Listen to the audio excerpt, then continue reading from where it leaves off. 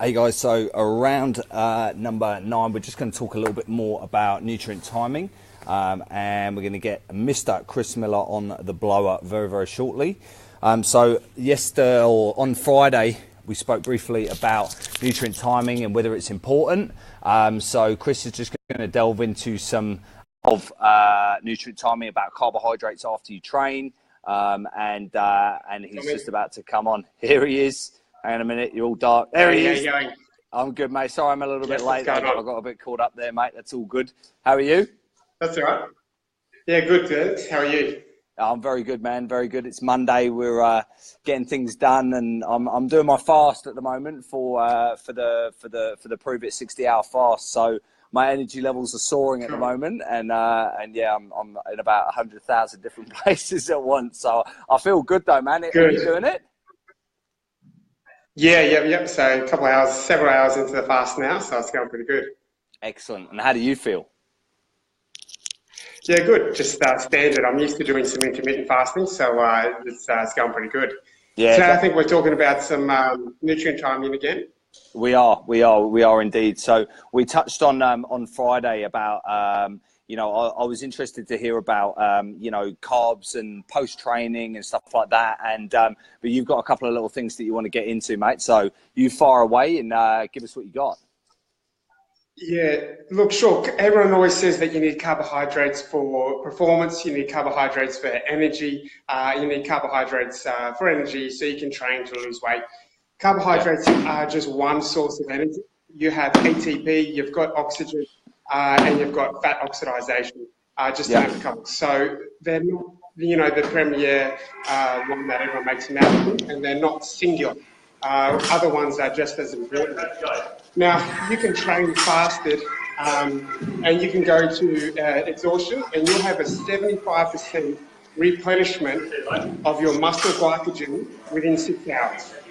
Okay, wow. So, and that's without having carbohydrates. Your body will naturally reproduce and restock its own muscle glycogen within 6 hours, up to 75% worth. Now, everybody stored between their liver and their muscles has about 600 grams of carbohydrates in the body. So that's about 2,500 calories worth of sugar naturally stored in your muscles and in your liver. So unless you're going to be burning out 2,500 calories every day, multiple days in a row, then you're probably not going to reach that burnout point of needing carbohydrates and glycogen restoring. Regardless, fat oxidation, and the longer you're in and you're able to do that, it produces its own carbohydrate molecule, glycerol. So it's it's not all it's cracked up to be. Now, you can restore that glycogen back into your body as well from lactate. So the lactate gets recycled, turns back into, I think it's the Cori or Lori cycle, which is a breakdown of lactate and reproduces carbohydrates.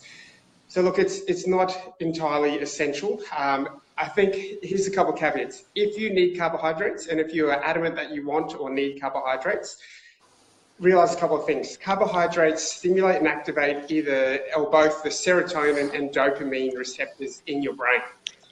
So that's why we kind of have this psychological, like, self-fulfilling prophecy of like, hey, if I don't get my carbohydrates, I'm not going to get rewarded. Exactly. It's largely just in your brain. Now, post-training is probably the time to eat your carbohydrates because you've deplenished. The carbohydrates that you reconsume will go straight into liver and muscle glycogen stores, roughly. The other time to have it is at dinner at night to help with that serotonin production, which then helps with melatonin production, which then helps you fall asleep. Better sleep is kind of the primary outcome that we should all be aiming for. Yeah. And then, so look, it's not all it's cracked up to be. What's even more important is a couple hours before your training, having adequate protein, adequate fats, good fats, avocado, eggs, etc. And that's going to give you the energy to get through your workout and recover and get throughout your day. Okay, so questions, right? Because I've come from the background of you need carbs to train and all that sort of stuff. So as I said on our little interview last Friday, that I'd had definitely a mind change shift. So so when you're saying like that, you know, you don't need those carbohydrates and to get in the protein and the fats beforehand, right? So how long would it take a person who has been eating carbs for a long period of time, who's had that, you know, post-workout, pre-workout, they're always having carbs at each meal, they're having toast for breakfast, they're doing all this stuff, they're probably having maybe 200, 300, 400 grams of carbs, right? So how long would it take for a person like that to adjust to this? Would you say, right, cold turkey, you know, reduce those carbs down? Like what, like how would you deal with that? What would you do? Yeah, look, you can either do it cold turkey and just drop it back down straight away to under 100 grams, consuming those grams, you know, post-training, you know, to make up for that glycogen downfall if you want to, or at night. So you could do a cold turkey, or you could just slowly just sort of work your way down. What's important is to replace that energy substrate. So you need to kind of, if you're carbohydrate dependent and you're going to drop that, you need to increase something else to make up for that shortfall. And generally that's where you'll increase your fats. That increased fat intake combined with the decreased carbohydrate intake is going to make your body more capable of producing its own ketones and have a higher beta oxidation rate, which is your use of fuel for energy, use of fat as fuel for energy. So you could do it, you know, quick or short, you know, over a few days. It's entirely up to you. I think a question just popped up, per day or weeks, Ari, 100 grams. Look, I would say per day, unless you want to go into strict ketosis, which is under about 25 grams of carbs a day. You know, 100 grams is quite an adequate amount. You're going to get all the benefits without, you know, too many of the shortcomings. It's still quite a lot when you think about it. So 100 grams per day, either post-training, so spread that out over, say, 2 meals, either, you know, post-training and before bed.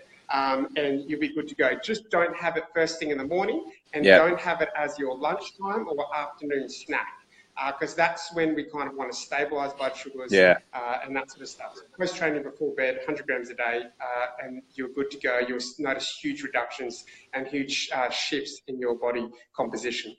Okay, awesome. All right, well, I could go on for, and I'm sure that you could go on for a lot longer about that, mate. Yeah, there's lots more there, but that's a very simplified view, Yeah, I mean, and it is as simple as that. And one thing that I want to add in there as well is, guys, track your food. All right, it's so important. Like, I can't stress that enough. Like, since I've started or got back into tracking my macros and making sure that I can see what I'm eating, then mate, it's just made everything so much easier, and you're more accountable, and suddenly you realise that you can do it. Yeah, we'll chat about that tomorrow. One of my sort of most important effective coaching methods, just to check in. So maybe we could cover that tomorrow and incorporate that. Let's do it. All right, Chris, thank you very much, brother. Perfect. See you tomorrow. Thanks, mate. Cheers.